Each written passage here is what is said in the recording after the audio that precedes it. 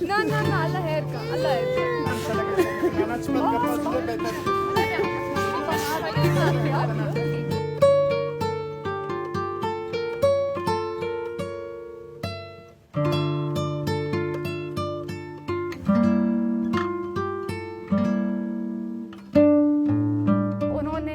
वो हमारे मुतालबात पर रिटर्न में भी साइन किया है, ऑन द रिकॉर्ड मीडिया के सामने भी इस बात का वादा किया है और हमें सिर्फ 3 महीने का टाइम दिया है कि इस 3 महीने में हम आपको 100% रिज़ल्ट देंगे और अगर इस 3 महीने में अगर कोई रिज़ल्ट नहीं आया तो इसके बाद हम भी आकर आपके साथ इसी रेड जोन में वापस आकर बैठेंगे।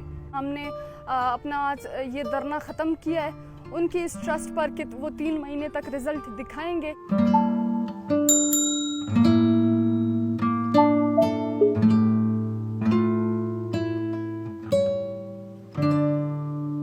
हम 2 माह में अपनी रिपोर्ट कंप्लीट कर रहे हैं, 4 हफ्ते उसमें इजाफी हमने इसलिए किया कि फिर उस इम्प्लीमेंटेशन का जो अमल दरामद का ये देखें ये 10-15 साल 20 साल के मसले हैं।